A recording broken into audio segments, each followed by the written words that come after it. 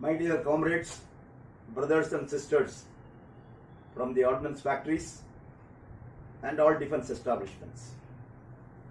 At the outset, I am grateful to you on behalf of the All India Defense Employees Federation for all the support and cooperation whatever you have extended during the last more than 3 months period when we are in the field of agitation and struggle against the arbitrary decision taken by the present government of India, violating all the previous assurances and agreements to convert our 219 years old Indian ordnance factories into a corporation, into a public sector. After the announcement of the Finance Minister on 16th May 2020, from 17th May onwards, the three federations, after forging an historical unity, the AIDF, IDWF, BPMS, and the other unions and federations and associations, we are in a war path for justice, for national security, for defense preparedness, and of course for protecting our status as a defense civilian employee, as a central government employee. On the 4th of August 2020, after more than 99% of the employees of ordnance factories and the DGQA units inside the factories gave a mandate that against the decision of the government to corporatize the ordnance factories, we have to proceed with an indefinite strike. We know we are in an odd situation. There is a serious threat in the country about the spread of the most dangerous COVID-19 virus. Throughout the country, Section 144 has been imposed. The state civil authorities, the police, are not allowing more than 5 people to assemble in a single place at a time. Factory managements are not giving permission to conduct gate meetings or demonstrations. But in spite of all these odd situations and difficulties, I salute you, comrades. Overcoming all these crises and difficulties, you are preparing yourself and you have prepared yourself to ensure the success of our indefinite strike, because it is not a strike for our economic demands. It is not a strike for demanding increase in our wages. It is a demand for protecting, saving the defense industry, that it should not land in the hands of private corporates. The preparations have built up tremendous pressure on the government. And unfortunately, a democratically elected government, instead of approaching the problem in a democratic manner within the framework of industrial democracy and the labor laws, have thought in a different manner which no other government in the past has thought about. Crush the strike, harass the workers, create panic amongst the workers, threaten the workers about consequences. And they have started organizing a very big list of retired army generals, brigadiers, major generals, and they have been asked to write series of articles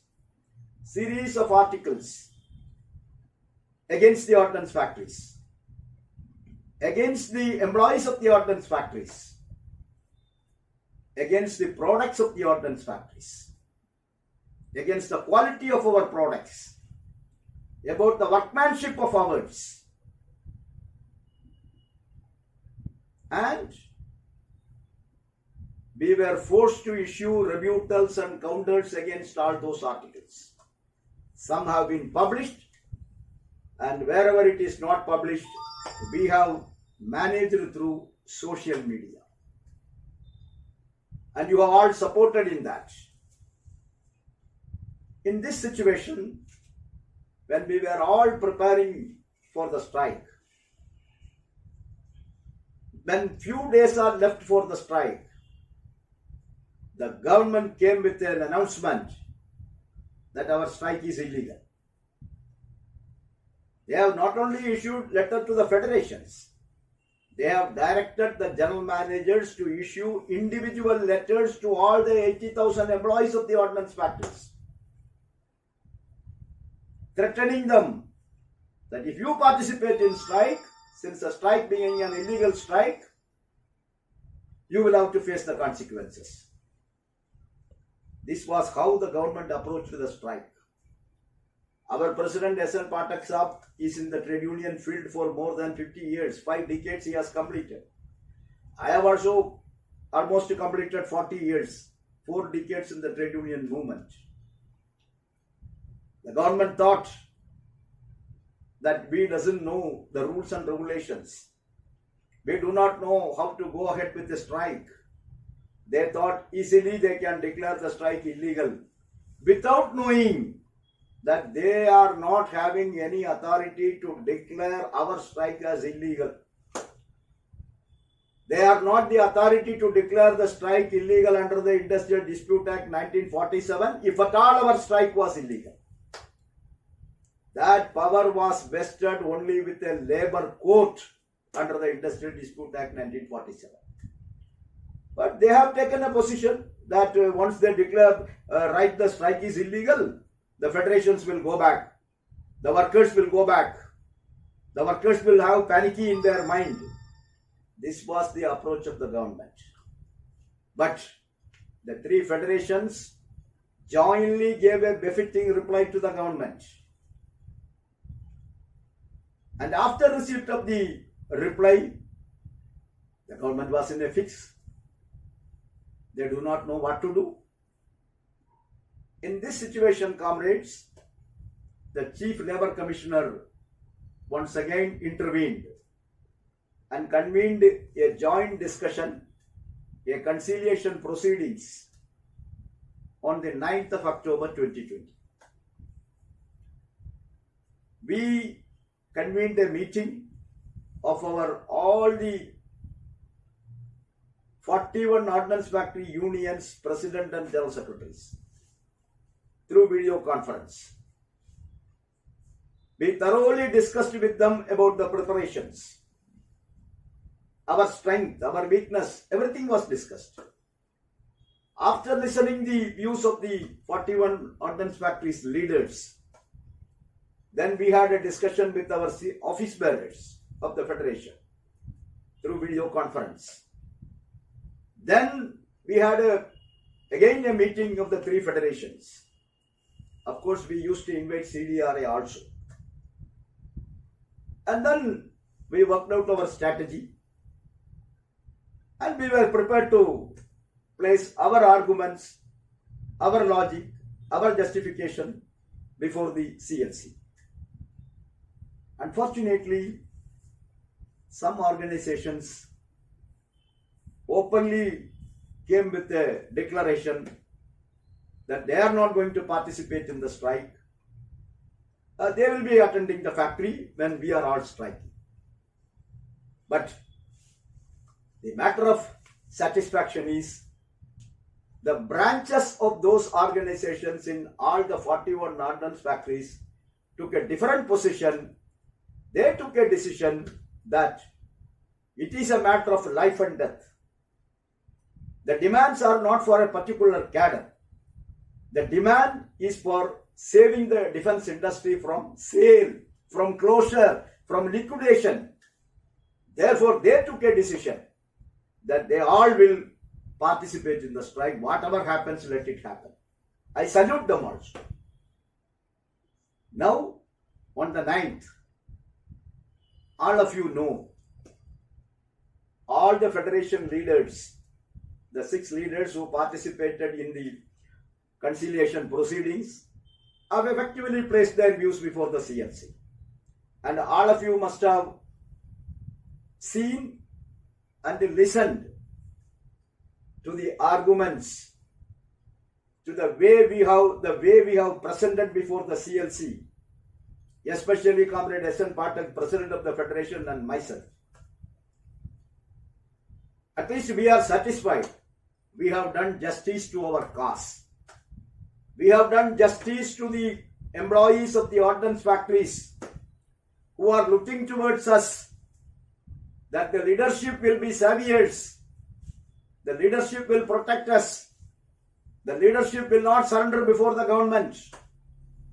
And we have taken all pain, with all sincerity, with all commitment, with all devotion, to protect your interest before the CLC proceedings. A settlement has been reached. The minutes have been issued. And based on that settlement, the indefinite strike has been deferred for the time being, comrades. It is not a victory. It is not a success. Government has not gone back from corporatization. But within the legal framework of Industrial Dispute Act, when the conspiracy of the government to declare our strike as illegal failed,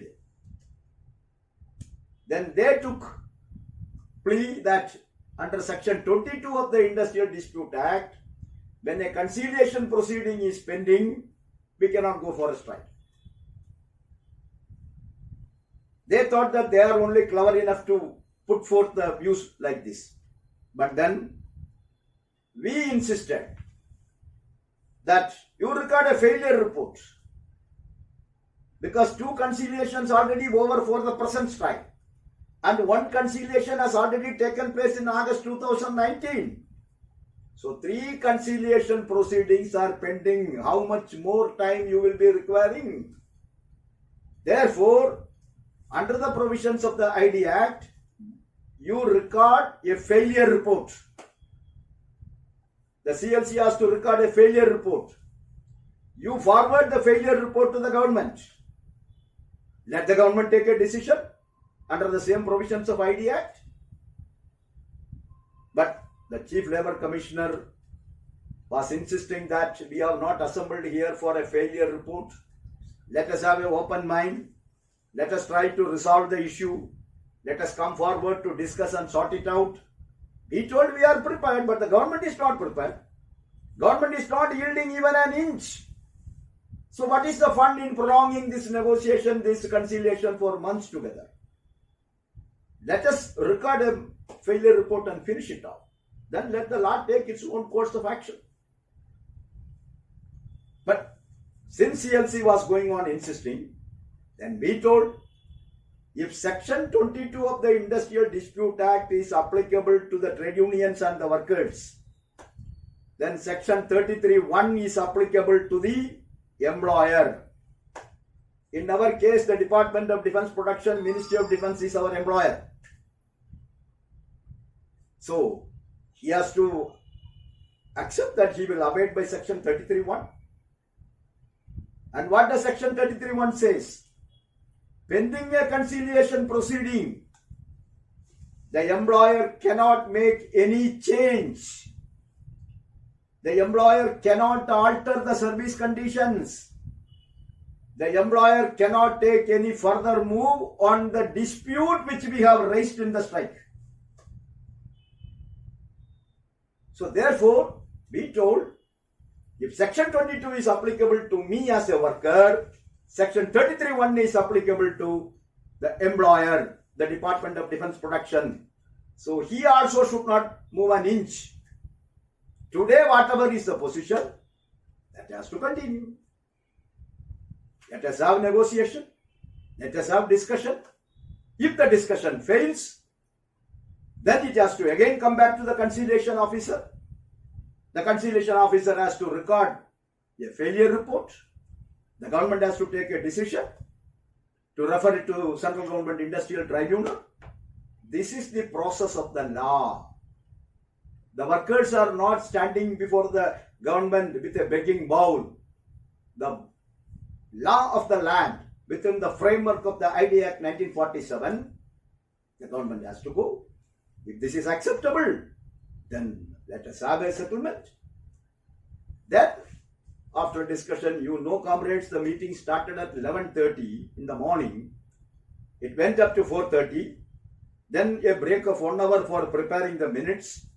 Then another 1 hour discussing each and every word in the minutes and for finalizing. And finally, this settlement has been reached. So let us be very clear, comrade. Let us not have any doubt in our mind. The strike only is deferred. The struggle against corporatization of the ordnance factories is continuing. The government has not withdrawn its decision. But according to the settlement, the government cannot further proceed in implementing its decision unless and until the negotiations are completed and the conciliation proceedings comes to a natural end in accordance with the law. Therefore, rumors are being spread. Sometimes TV channels debates are going on. Every day some newspaper reports are coming.